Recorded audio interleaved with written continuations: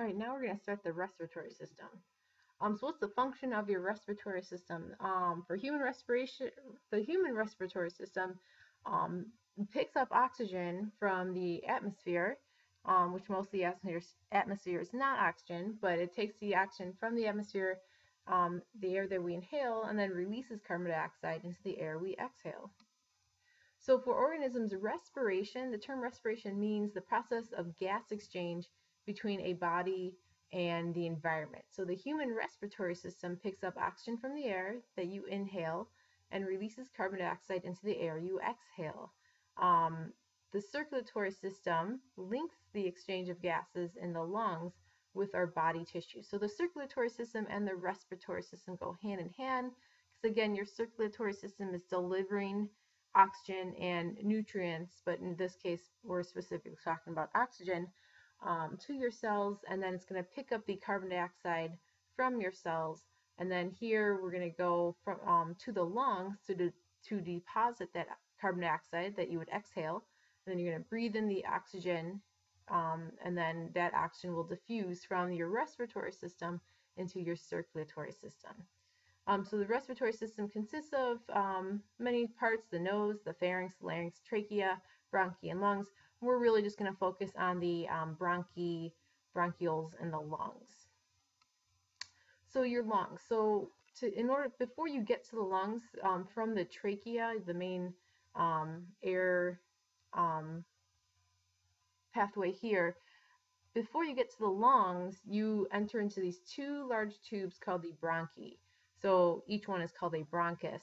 So each bronchus leads to one lung. So you probably have heard, maybe you've had it before, bronchitis. That's when you have an infection in the bronchus or the bronchi. So from the bronchi, you go into your lungs. So now that you're in the lungs, within each lung, the large bronchus then divides into smaller bronchi. So it'd be like a tree trunk having many twigs coming off of it. So the twigs would be, or the branches would be like the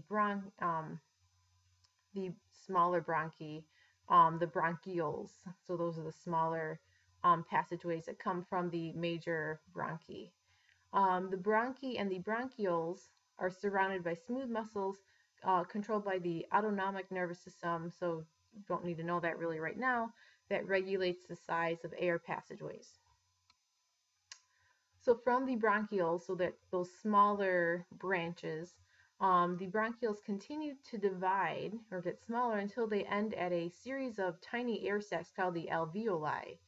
So they look kind of like a bunch of grapes here. So they're these little tiny air sacs.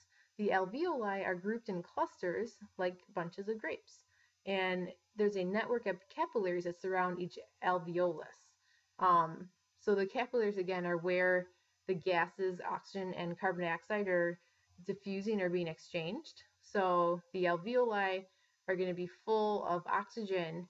The capillaries are going to be delivering carbon dioxide. So carbon dioxide will leave the capillaries and oxygen will go from the alveoli into the capillaries.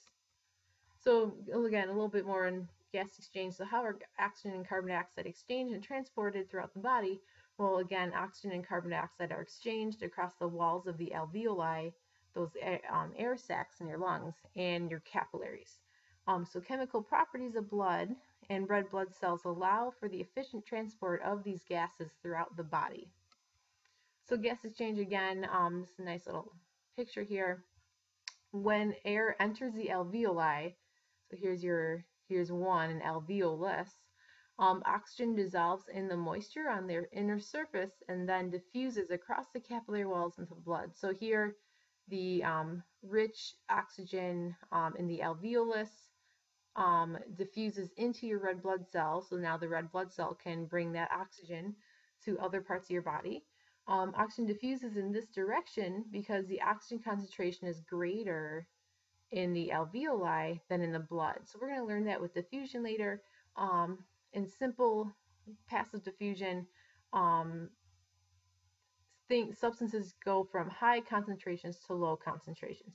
So here, oxygen is going from a high concentration, the alveolus, into a lower concentrated area which would be your red blood cell.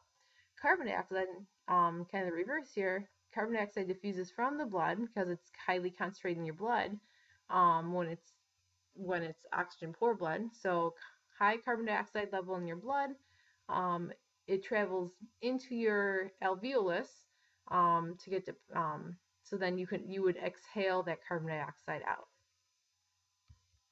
Transport, so the diffusion of oxygen from alveoli into capillaries is a passive process that stops when oxygen concentration in the blood and alveoli are the same. So in the previous slide here, once both sides have an equal amount of oxygen, then the diffusion of oxygen would stop. All right, so the actual mechanism of breathing. So what mechanisms are involved in breathing? Movements of the diaphragm, a muscle, and the rib cage change the air pressure in the chest cavity during inhalation and exhalation. So inhalation, at the bottom of your chest cavity, so here's your chest cavity here, at the bottom you have this dome-shaped muscle called the diaphragm. When you inhale, the diaphragm contracts and flattens, so it actually like moves downward, and the muscles between your ribs also contract, raising the rib cage. So when you breathe in right now, if you take a big breath in, you can feel your rib cage expand and rise. You can't feel your diaphragm contracting, but you can see your rib cage rising. These actions increase the volume of your chest cavity and create a partial vacuum inside the cavity. So atmospheric pressure fills the lungs with air, so the difference between the pressure in your lungs and the atmospheric pressure causes the atmospheric pressure to fill your lungs as air rushes into the breathing passages. All right, so now that you've done breathing in or inhalation, now you're going to exhale. So inhalation, again, you're trying to get oxygen into your lungs. Exhalation, you're going to breathe out all that carbon dioxide that your circulatory system just deposited into your alveoli. So during exhalation, both the rib cage and the diaphragm relax. So when you breathe out right now, take a big breath out, you can feel your rib cage kind of fall in or relax. So so the diaphragm moves up. So you're decreasing the volume within your air or your lung in your lungs here. So the decreasing volume of the chest cavity and it makes your air pressure in the chest cavity greater than the atmospheric pressure. So that's gonna be forcing air out of your mouth. So air rushes back out of the lungs. So breathing works only because the chest cavity is sealed. So if you had some sort of puncture in your chest, even if it doesn't affect your lungs directly, air can leak into the chest cavity and make breathing impossible. So this is one reason why chest wounds are very serious. One other thing, if you've ever gotten your wind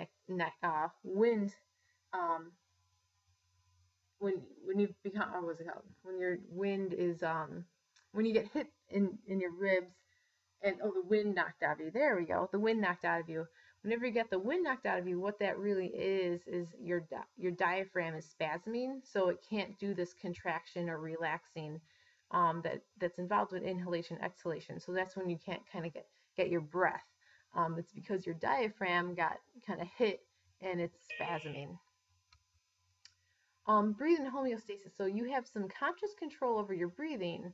So like when you're swimming or playing an instrument, if you have to breathe harder, but breathing is not purely voluntary. So when your nervous system, like your brain and all of your with your spinal cord, but mostly your brain has final control of your breathing muscles, whether you're conscious or not. So good thing, because when you're sleeping, you don't really know what's going on.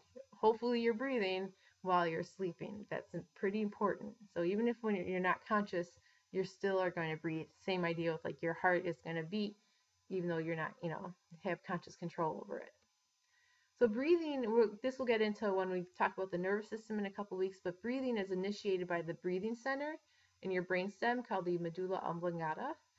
Sensory neurons in or near the medulla and in some large blood vessels gather information about your carbon dioxide levels via the pH, because you have carbonic acid in your blood. That's how carbon dioxide is transported in your blood.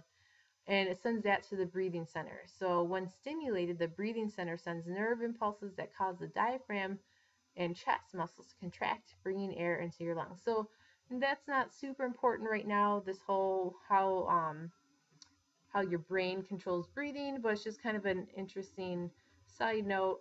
We'll be talking about the brain more so later on this unit, but right now, not a huge deal to know about this. Okay, that is it. Thank you.